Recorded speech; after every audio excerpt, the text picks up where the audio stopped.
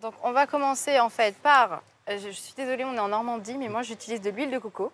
D'accord, bon, Voilà. moi je m'en vais. Ah, venez, Donc, on va... Allez, On va mettre un peu, Moi, je reste parce que j'aime bien, justement. un peu d'huile de coco, mais je vous rassure, on va se rattraper avec le calva après. D'accord. Ah. Oui, mais ça ne rattrape pas quand même ça manque de beurre, hein, tout ça. Ah, il y a les sablés au beurre après. Ah, d'accord. Bon, Donc là, le choupinet. je vais faire revenir un peu de vanille bourbon dans cette huile de coco. Alors, vanille bourbon, évidemment, de l'océan Indien, la planifolia. Bien sûr. Et vous la fendez pas, votre gousse? Ah bien sûr, elle est déjà fendue. Donc là, je vais baisser un petit peu, voilà, donc le feu. Donc on met à revenir, ça c'est intéressant parce que Ouais. généralement la vanille on la fait pas poêler. Vous la grillez, pré-grillez dans l'huile de En fait, coco. ça dégage les parfums. En général, les épices, je les fais revenir avant. Oui. Et donc, et la vanille, je fais pareil. Donc là, je la fais revenir dans l'huile de coco. Comme ça, on va sentir tous les arômes. Ah, bon, on les sent déjà. Hein. Non mais là c'est la contribution, c'est intéressant parce que c'est la contribution mauricienne, c'est-à-dire on va dire indienne, de l'océan Indien à la cuisine normande. Ouais. Exactement. Le fait d'avoir l'huile de coco à la place du beurre et de faire griller ses épices, c'est une bonne idée. Voilà. Fusion. Cuisine Cuisine fusion, fusion, world tout à cuisine, fait. world pâtisserie, Donc world là, pastry. je rajoute mon sucre. Et ça va caraméliser un petit peu? Un petit peu, exactement. Ça va faire un peu comme des pommes un peu confites. Oui, d'accord. Donc là, les pommes, en fait, on va attendre un tout petit peu. Normalement, là, ça va vite caraméliser. Et puis, en fait, je vais flamber. À ne pas reproduire chez vous, bien sûr. Attention, hein.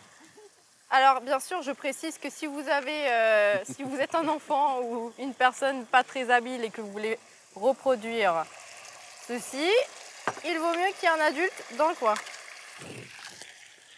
Voilà. Donc là, c'est en train de flamber, typiquement.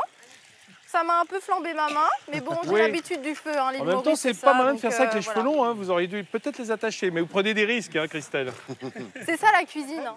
Oui, on fait la crème, tout à fait. Donc là, j'ai pris de la bonne crème épaisse normande.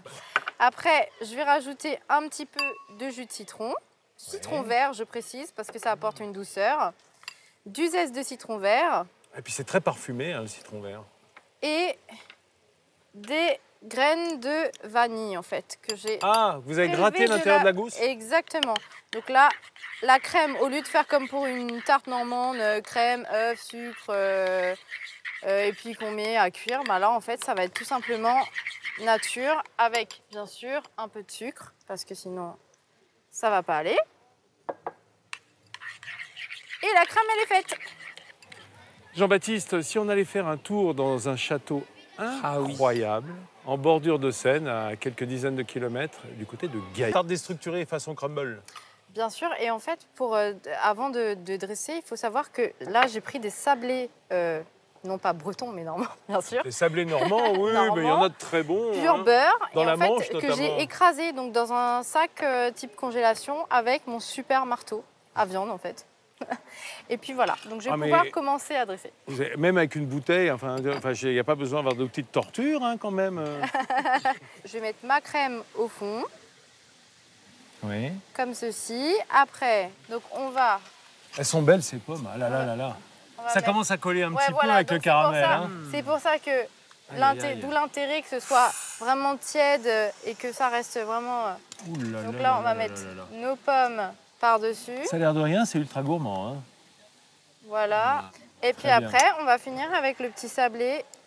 Donc, après, c'est un peu la poussée d'Archimède, quoi. La pomme descend dans la crème qui remonte, hein, on est bien d'accord. C'est ça, et l'intérêt, c'est de tout manger ensemble. Voilà. Donc là, on a le petit crumble terminé, comme ceci. Que c'est chouette. Moi, j'adore cette recette. Et la recette de Christelle est maintenant dressée, prête.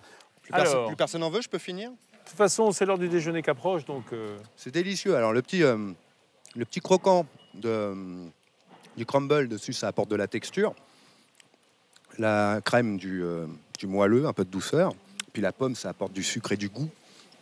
Et c'est vraiment très bon, c'est subtil. On peut croire comme ça, à vue de nez, que c'est lourd, mais c'est pas lourd.